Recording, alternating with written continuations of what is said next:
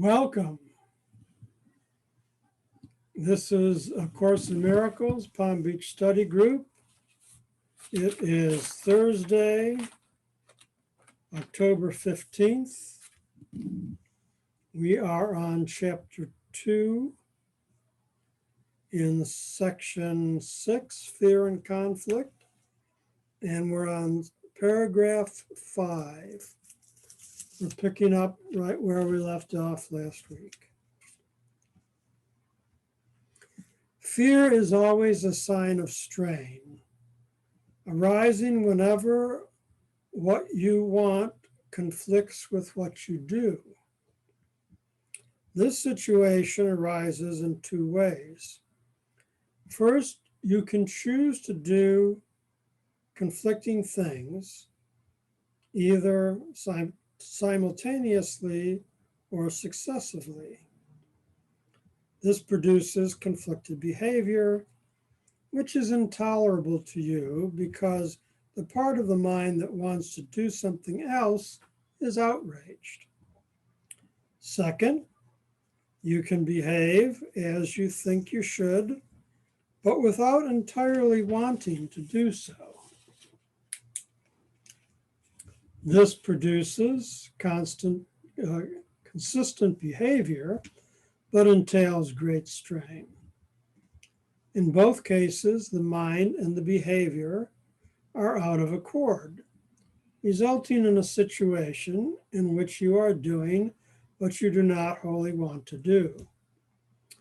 This arouses a sense of coercion that usually produces rage, and projection is likely to follow. Whenever there is fear, it is because you have not made up your mind. Your mind is therefore split, and your behavior inevitably becomes erratic. Correcting at the behavioral level can shift the error from the first to the second type, but it will not obliterate the fear. It is possible to reach a state in which you bring your mind under my guidance, under Spirit's guidance, without conscious effort, but this implies a willingness that you have not developed as yet. The Holy Spirit cannot ask more than you are willing to do. The strength to do God's will, as soon as you realize that it is also your own. The lesson here is quite simple, but particularly apt to be overlooked. I will therefore repeat it, urging you to listen. Only your mind can produce fear. It does so whenever it is conflicted in what it wants, producing inevitable strain because wanting and doing are discordant. This can be corrected only by accepting a unified goal.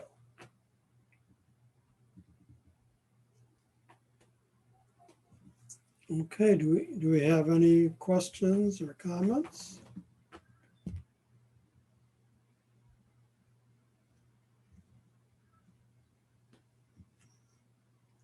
Does it need to be reinterpreted? No? Let's see what more it says. Paragraph 7. Oh. Do you have something to say, Helene?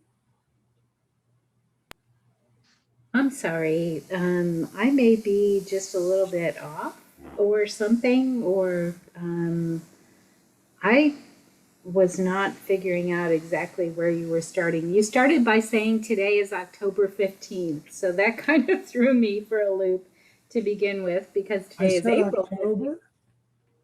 I think you did. I'm pretty sure you did. I don't doubt it. But we're on page 29. I'm sorry, I should have given the page number.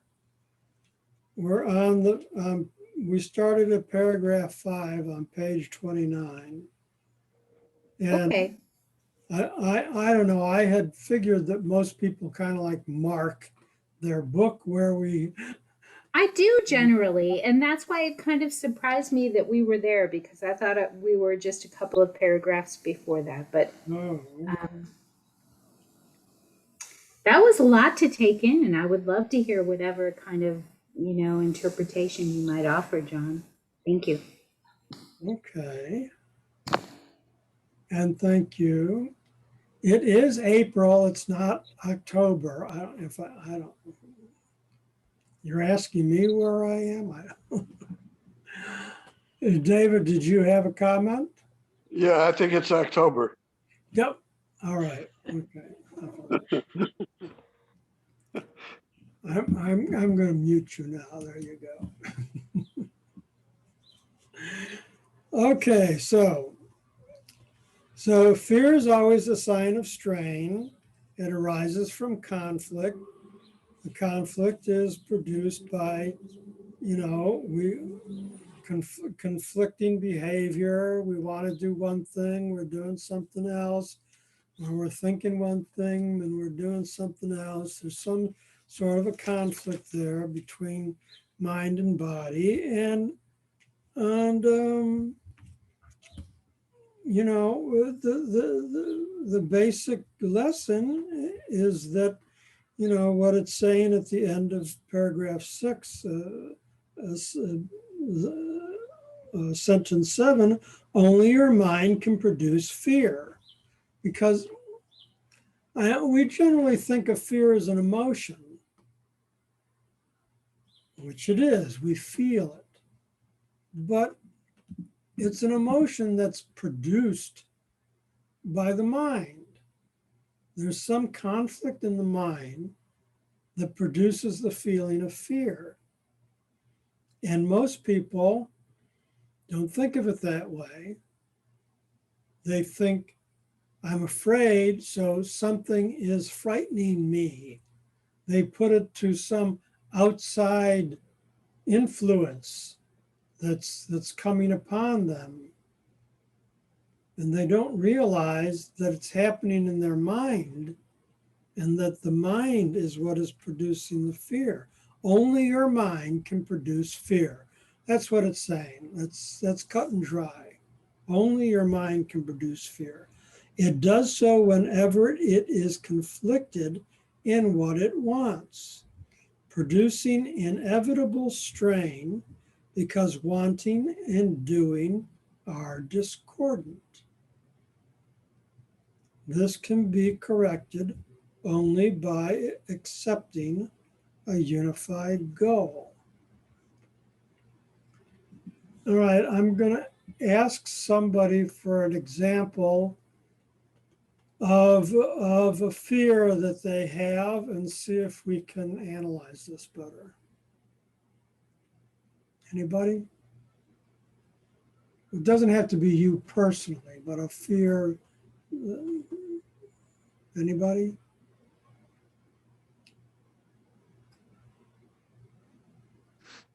John, Yes. I used to have this fear about going to New York City. And my wife, Diane, took me there one time. And since then, I want to go back all the time because the fear was in my mind. Because watching the news and things about killings, murders, and that's what happened for me. Then once I got there and saw how much fun it could be, my whole idea changed. The fear went away.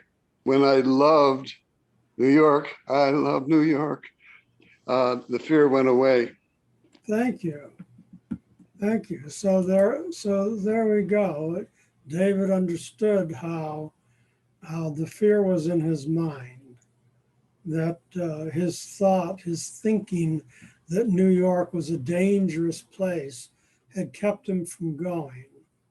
But he finally gave in to his fear. It's the same thing like with a fear of heights and all of that. Why are people afraid? They have this conflict that if they go to a high place, they're going to fall and they're going to die. And they don't realize there's this big railing up there where you're not going to fall. You might be able to jump, but you're not going to fall. So there's really nothing to be afraid of. But these are fears that people have, and quite common fears. But it is this conflict in our mind that's producing it. Well, let's go on to paragraph 7.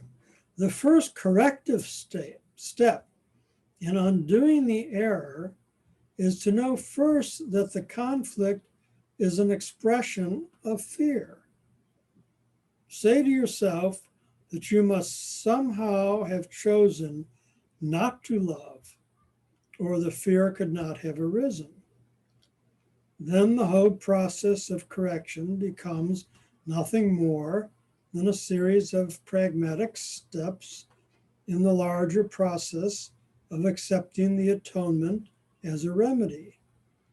These steps may be summarized in this way.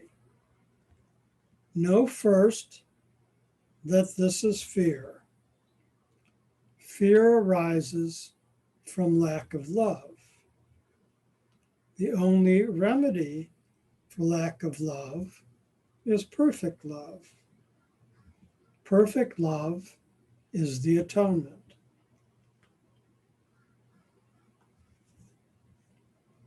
Okay, questions, comments?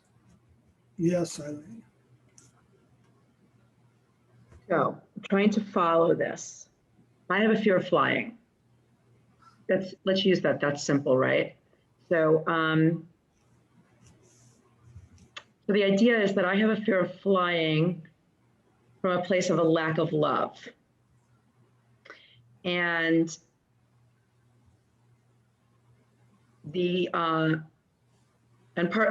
the solution is perfect love, and perfect love is the atonement, which we talked about before, which is basically forgiveness, right? The atonement is basically forgiveness. So if what we're saying here is, if I were able to find a place of complete forgiveness, I would be in a state of perfect love, and I wouldn't be afraid to fly. We need to analyze your fear of flying. What's underneath? Plane's not going to stay up in the air. Yeah. All right. What's underneath that?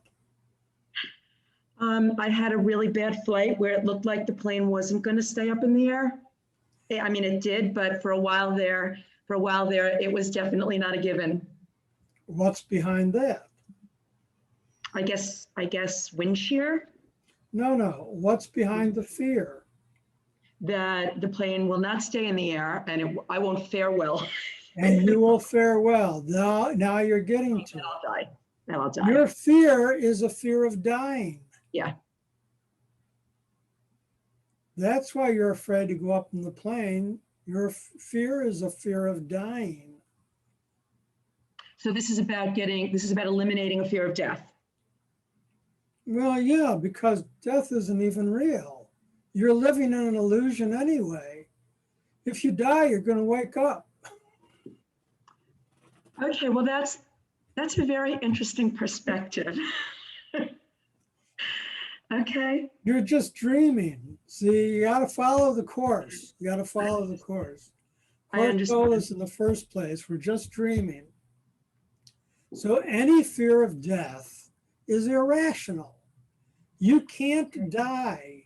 You are an immortal, eternal spirit, innocent and forever and ever and ever and ever. There is no such thing as death. You don't have to be afraid of death. But the fear of death is the opposite of love, because in total love, you would love yourself and you would understand yourself as being a spiritual being that can't die. Oh, the body is but the body's going to die any which way, whether it goes down on a plane or whether it just dies of cancer, or even if it lives to be 150 years old, it's still going to die. Okay. So, you know, so that's just, but that's the ego world. The Okay. only death that exists is the death that's in the ego world. Okay. I got it. So know first that it's a fear, and what your fear is.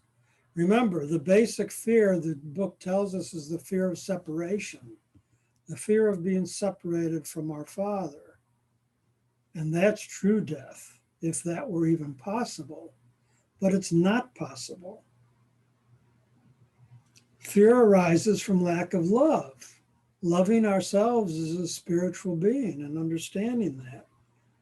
The only remedy for lack of love is perfect love. Perfectly accepting the atonement means perfectly accepting all of the forgiveness and all of the love that the Spirit has for us, that the Father has for us. And when you accept that, you accept yourself as a spiritual being, and then voila, you're not afraid of anything anymore. Okay. Now, are there any other questions? Yes, David.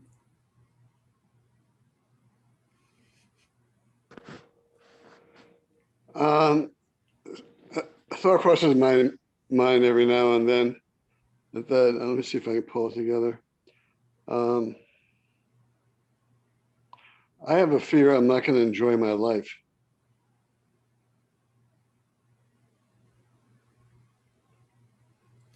And what's behind that?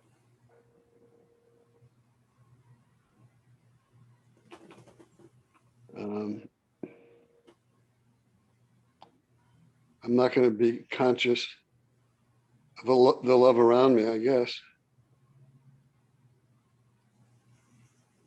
I'm not aware of all the loving people around me. But what's the root fear? What's the conflict that the basic fear is coming from? Well, that thought came during the pandemic. I wasn't afraid to die, but I was afraid.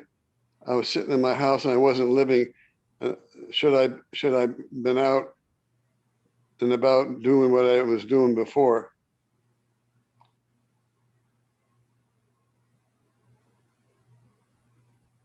And do you still feel that way? No, because I feel like it's opened up. It's, I decided it's all in my mind. Yeah, it is, but let's try to understand it a little better. So you started out by saying that you were afraid that you couldn't enjoy your life. Is that what you said? My fear was that not of dying, but not living my life or enjoying my life, because I guess, yeah, must be the fear of dying in the pandemic. Ah, okay. Maybe that's it. But it felt like death, just being at home all the time. When I like to get out and do things, meet people, and live my life the way I want to live it. And I felt constrained by my mind. Yes. And it's connected to what David is saying. Is all fear ultimately a fear of death? I'm going to suppose so, in one form or another. David was afraid of dying socially, if that makes any sense. maybe not physically, and there was a physical component too, because it is a pandemic and people are dying. So, but he had a fear of dying socially or not being able to, Connect. to connect to people, do the things he wanted to do. So I'm going to say that eventually that everything goes back to the fear of dying. But remember, behind that even is the very basic fear of separation. That's what started the whole thing, is that we thought we could be separate from our Father, which immediately put us to sleep and started the whole ego world. So it's an irrational fear because we can't be separated from God. And once we had that thought, then we thought that God was going to punish us for even having that thought, which again is an irrational thought because God would never does that. He loves us totally and fully. He created us pure and innocent. And that's the same way we are today, except we're not realizing that. The whole John, goal here is to realize that. Yes, David. well, it just came to mind that I was in ego and not in spirit. That's right. That's right. All the fear is in ego. Spirit can't be afraid. Spirit's immortal.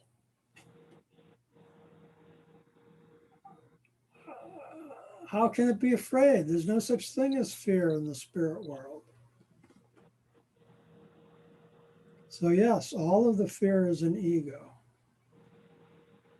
We have to train our minds to be in spirit and not totally in ego.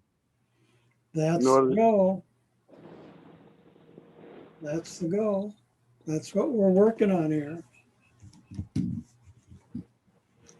Know first that this is fear. Fear arises from lack of love. The only remedy for lack of love is perfect love. Perfect love is the atonement. Paragraph 8. I have emphasized that the miracle, or the expression of atonement, is always a sign of respect from the worthy to the worthy. The recognition of this worth is reestablished by the atonement. It is obvious then that when you are afraid, you have placed yourself in a position where you need atonement. You have done something loveless, having chosen without love. This is precisely the situation for which the atonement was offered. The need for the remedy inspired its establishment. As long as you recognize only the need for the remedy, you'll remain fearful. However, as soon as you accept the remedy, you have abolished the fear. This is how true healing occurs.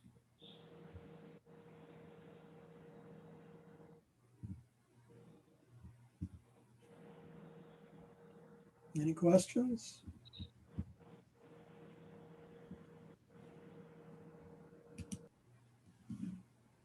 I have a question for the two sentences. As long as you recognize only the need for the remedy, you will remain fearful. However, as soon as you accept the remedy, you have abolished the fear. Could you explain a little bit more into detail as to what those two mean? Yeah, it's like, okay, what I want is I want a box of cookies. To get them, I have to go into the store. Now I know this. And I'm walking up to the door, and then I stop. And I don't go in. Well, how am I going to get the box of cookies if I don't go in the store? I'm not. As long as you recognize only the need for the remedy, you will remain fearful. However, as soon as you accept the remedy and you walk through the door, you have abolished the fear, and then you can get your cookies. Does that make any sense? Yes, thank you. I like that analogy too. Everyone experiences fear, paragraph 9. Yet it would take very little right thinking to realize why fear occurs. Few appreciate the real power of the mind, and no one remains fully aware of it all the time. However, if you hope to spare yourself from fear, there are some things you must realize and realize fully. The mind is very powerful and never loses its creative force. It never sleeps. Every instant, it is creating.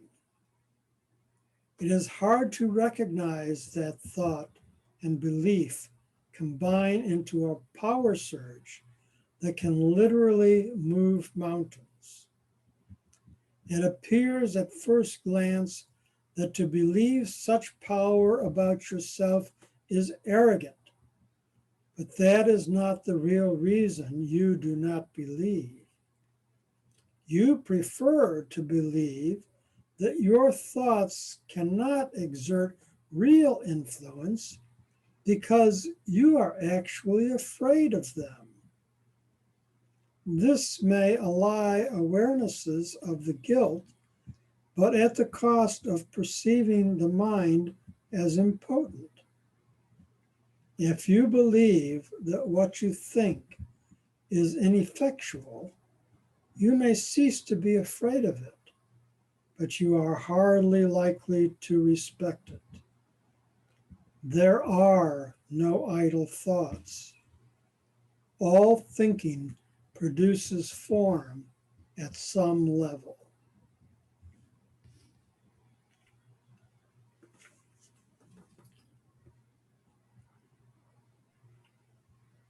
That's scary. Are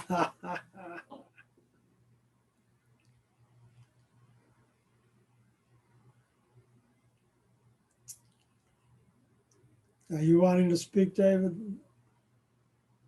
You're muted, David.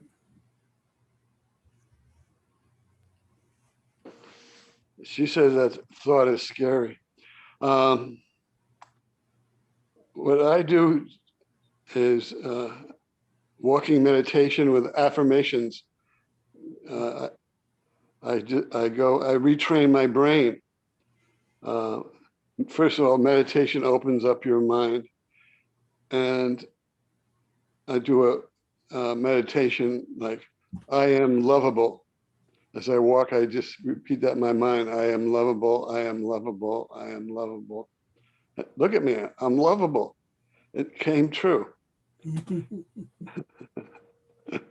But if you do that, I made it into a joke, but it's loving kindness is what I say. I am loving, I am kind. And that has actually changed me and changed my relationships. And it didn't happen overnight for me. It took a while. And I do We Are One as I walk. I do, I am empathetic. I am compassionate. And it makes you all those things. You can talk yourself into it, or you can talk yourself into negative things if you want. It's not a very good thing to do. what John was reading is kind of explaining that. And I'm just telling you what the vehicle is to get there. And I didn't make this up. I got this from Thich Nhat Hanh, a Buddhist monk, a book I read by him, and it works. But you know, you have to do the work to make it work. Thank you, David. Yes, affirmations are a very good key, a good technique to use. So I'll give you another illustration here. I've mentioned before that everything starts with thought. Every invention that's ever been invented, every poem that's ever been written, every piece of art that's ever been created started as a thought in somebody's mind, or in many people's mind. So think of it like this. Think that you're out there in a field and you have a baseball in your hand and you throw the baseball. And as you throw the baseball, you immediately start walking towards where you threw it. The baseball is going to fly through the air, but eventually it'll fall to the ground. And eventually you'll walk up to it, right to where the baseball fell, to the ground. Well, that baseball is your thoughts. The moment you think something, you're throwing that thought into your future. And that thought's spinning around, and then it starts manifesting. And it manifests into form. And eventually you walk into the form that you created from your thoughts. This is your future. Everything you're thinking today is literally creating your future. And you will walk into it, whatever those thoughts are. If they're negative thoughts, if they're positive thoughts, that's up to you. But everybody creates their own reality. Everybody creates their own future.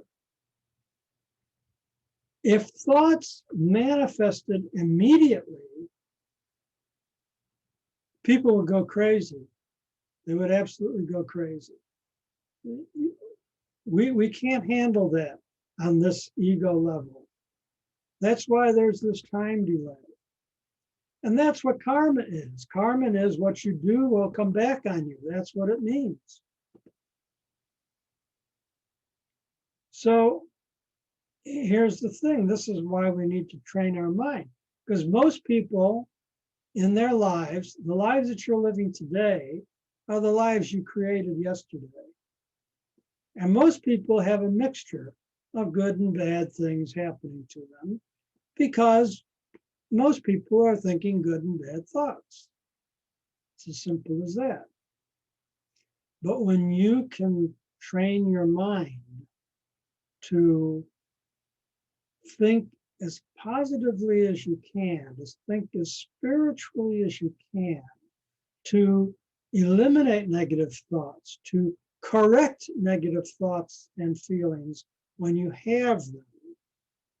You know, that's where forgiveness comes in.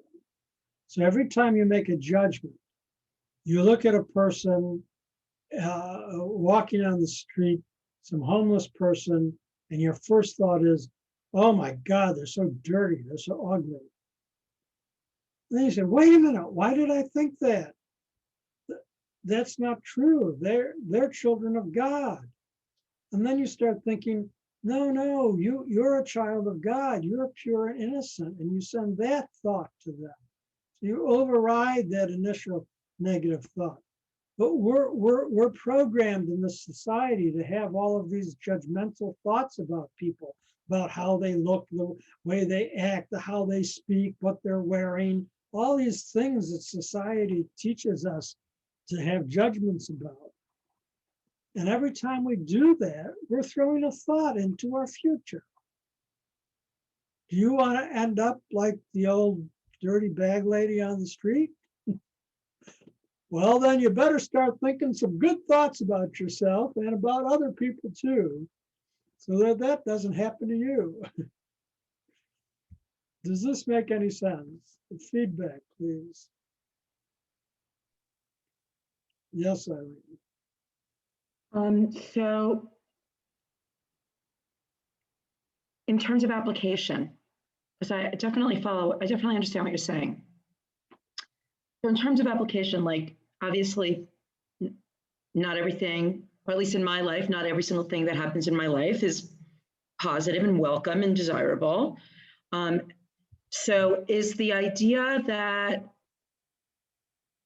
is it the idea that those things that weren't positive and welcome and desirable, they're just the ramifications of some negative thoughts that I had a while back? Or is the application supposed to be more about whatever the events are? You know, the events are the events, and you don't have control over every event that takes place. What you have control over is your response. And that's where the choice and the thought is. Or are you saying that you're controlling every event that happens to you by something you thought back there? Yes and no. So, in your personal life, pretty much everything you're experiencing in the now is what you've created in the past. However, we are multiple beings living in a society, and there's something that's called the society consciousness, the whole group of people that are thinking. And this is why it's so important for every individual to get their mind straight, because the more people that do this, the greater the mass consciousness will also change.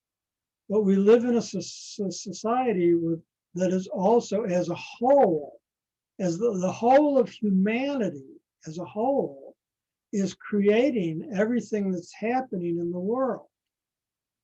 So we have to experience these things also. So what was 9/11 and the towers coming down my fault because I thought that in the past? No, but it was a manifestation of a world thought, or it wouldn't have happened. So people who think about warfare and all of this, they're creating the wars. But in my own personal world, I always have the choice now of how I respond to that. Am I going to respond to that with fear? Am I going to respond to that with anger? Am I going to respond to that with love and forgiveness, and realizing that, yes, it's an unfortunate situation in the ego world, but those people are spiritual beings. And so, although their physical bodies may have perished, their souls have not. And there's different ways of thinking about, how you react to the situations that occur. So I had to have done something in my past to delay my delivery of my machine today. But how am I dealing with it now? Well, okay, I'm trying to be patient. I'm trying to be understanding. I'm trying to be forgiving. I'm trying to say, well, it's okay. It comes today, it comes tomorrow. Oh, what's the difference? One more day, So how I think about it now, how I react to it. But that it actually happened to me personally, I accept it. I don't know what I did in the past that caused it, but I accept that, yes, everything in my present was created by my past in my personal world. So I have to accept it. Does that make sense?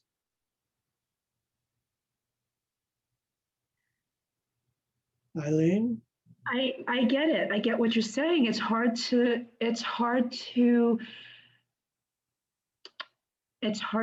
fully, honestly, for me, it's hard to fully identify how every event of my life is a byproduct of some thought I had. It would be hard for me to identify that in all cases. I could come up with it in some, but some events in my life, it would be really hard for me to draw a straight line between how come that situation occurred and some thought of mine. It's just challenging. It is. And I challenge you not to think about that. No, seriously, there are karmic things that happen to us that were created in past lives. A lot of that has to do with the people that we meet, the relationships that we have. There's past life relationships that occurred that are influencing what's happening in this incarnation. So you're not remembering that. The other thing is, so many people, and again, our society has trained us this way. Ask why. Forget about why. What difference does it make why? You don't have to connect what you specifically did in the past that caused what's specifically happening now. That's beside the point. You know that that's true, but you don't have to dwell on that. You don't have to answer the question why. You simply have to say, okay, the important thing for me now is how I deal with the present, how I think about the present, how I react about the present, because that is what's creating my future. And that's what I have control over. I no longer have control over how I used to think in the past or things that I've done in my past lives. I no longer have control over that, but I do have control over the now. And that's what's important. And it doesn't matter why.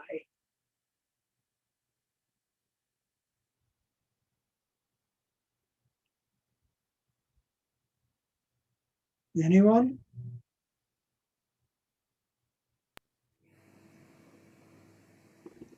Okay, then, shall we go on?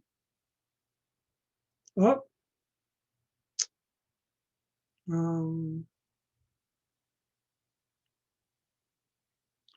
Guess what? We have come to the beginning of section 7, cause and effect. I think I was just talking about that. Paragraph 1. You may still complain about fear, but you have nevertheless persist in making yourself fearful. I have already indicated that you cannot ask me to release you from fear.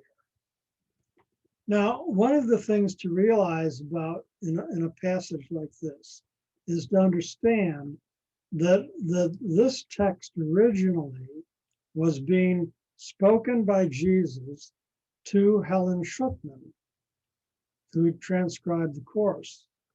And the teachings that he gave her, are the teachings that we're now reading in the course. So this is one of the places where it touches really upon that personal relationship, because she and him have already had these conversations about him being able to release her from the fear. See, so when he says, I have already indicated to you, I've already indicated that you cannot ask me to release you from fear. So to put that to us, it would be saying, Spirit has already indicated to us that we cannot ask Spirit to release us from our fear. I know it does not exist. Spirit knows it does not exist, but you, me, do not. If Spirit intervened between your thoughts and their results, Spirit would be tampering with a basic law of cause and effect, the most fundamental law there is. And we have free will, and Spirit cannot tamper with our free will. It would hardly help you if Spirit, depreciated the power of your own thinking. This would be in direct opposition to the purpose of this course. It is much more helpful to remind you that you do not guard your thoughts carefully enough. You may feel that at this point it would take a miracle to enable you to do this, which is perfectly true. You are not used to miracle-minded thinking, but you can be trained to think that way. All miracle workers need that kind of training.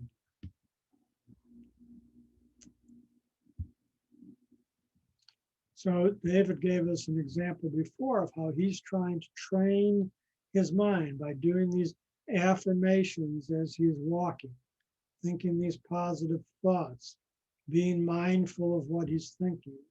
So there's an example. All miracle workers need that kind of training.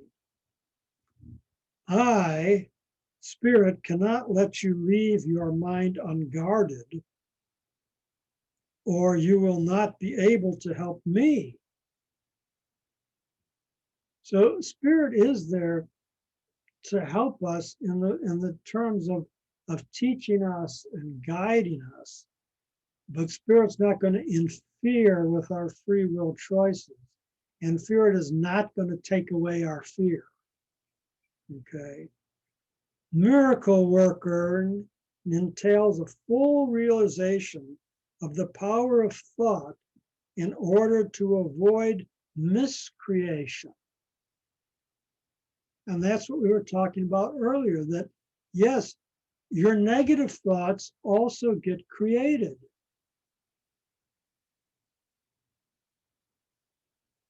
That's the miscreation.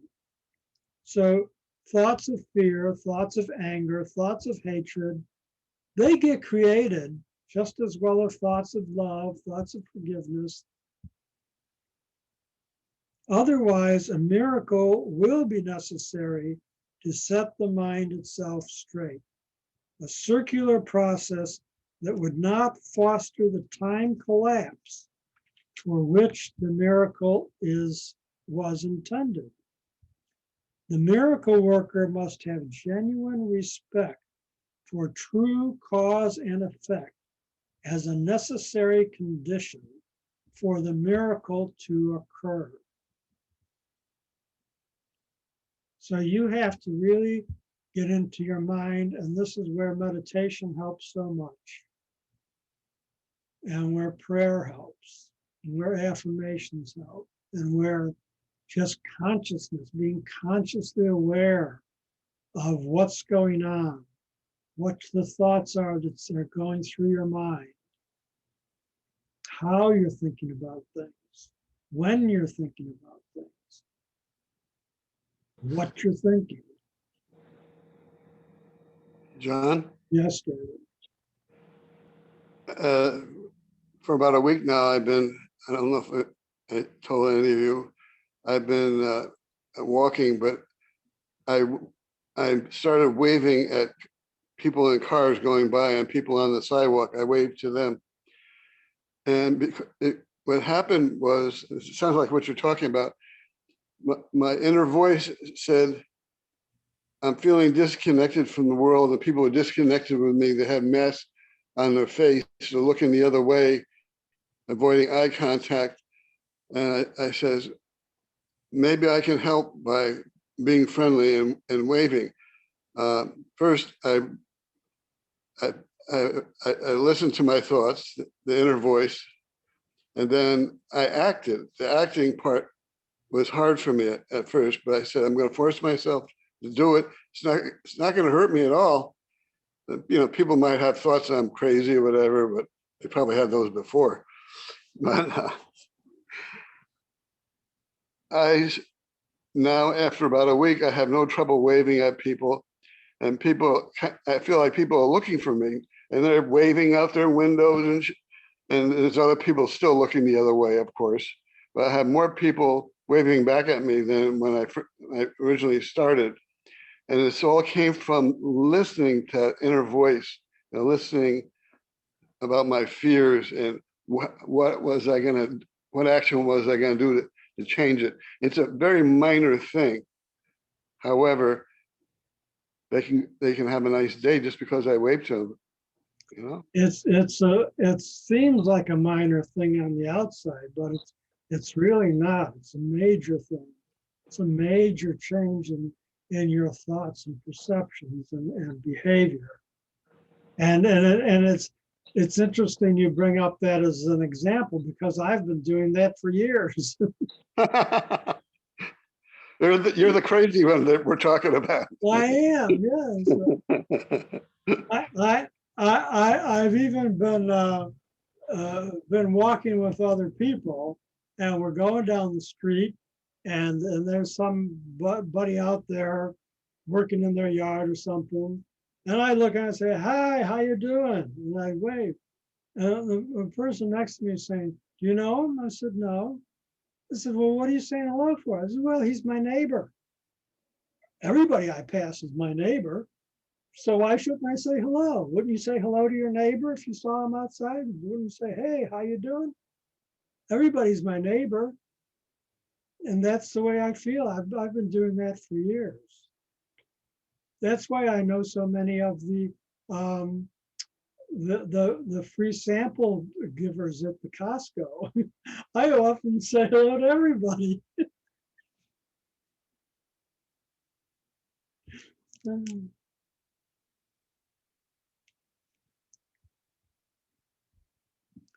It's 8 o'clock, but we're going to go a little bit more because we started a little bit late. Any other questions? Helen, do you want to speak? Actually, I was just going to say, I lived for a few years in New Mexico in a mountain town, and everyone waved to everyone whenever they passed in a vehicle. And wow, we were all one community. You knew Yeah. everyone, even if you had never seen that particular car or that person before. You were waving and you were recognizing, I see you, you see me. And that brought us so much closer together. So I appreciate what David said. That's perfect. If we all did that all the time when you're turning a corner out of CVS or wherever you're driving, if you just wave to someone, that makes all the difference in the world. I love that. Yeah. Yes, we should start a waving club. Let's do it. I'm in. There are examples of this in society. Big long haul truckers, they honk at each other when they pass. People on motorcycles, they beep or they wave to each other as they pass. They recognize that there's somebody belongs to their group, and they don't personally know them, but they sense a connection, so they want to make a connection. And so there is precedent for this type of behavior in society, but again, to just wave to anybody, any stranger on the street, or to say hello, and why? Because they're my neighbor.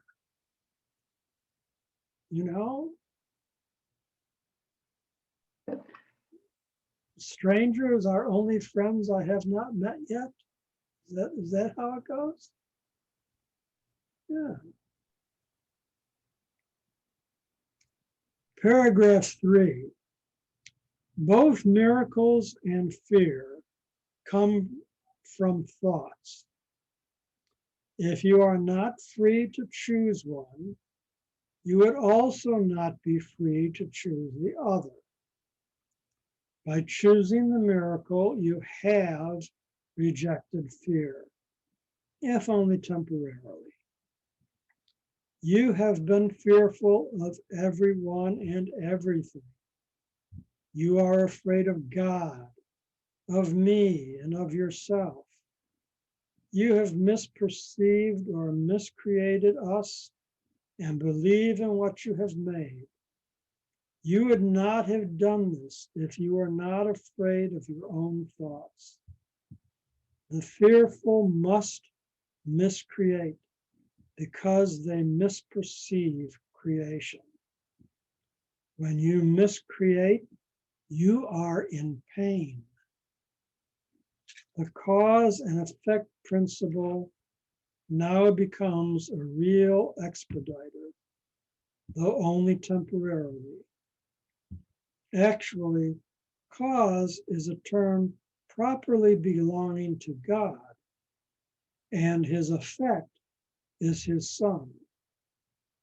This entails a set of cause and effect relationships totally different from those you introduce into miscreation.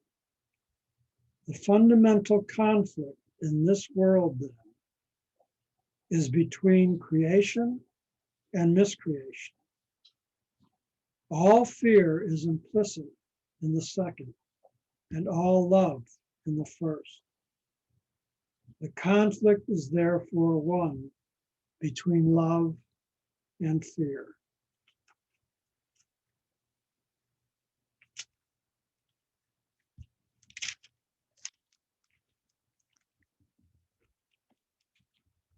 Any questions?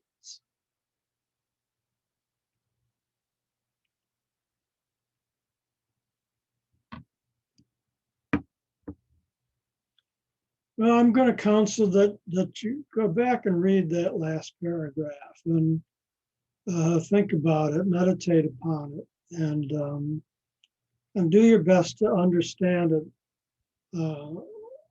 as fully as possible. Yes, David. Well, this week I wrote something about bias, and bias creates fear. But after I thought about it, there's fear on both sides, not just one side. I think because of the killings of the young man in this week, and we don't even know what goes on in our minds and makes us react the way we react. I know it's fear, and it's created a lot of times by, could be media, family, friends, and this bias is catching, and the only way to get rid of it is consciousness and the Course in Miracles. Thank you, David. Okay, then, we have come to an end of our session for tonight. And so let us end with a moment of silence.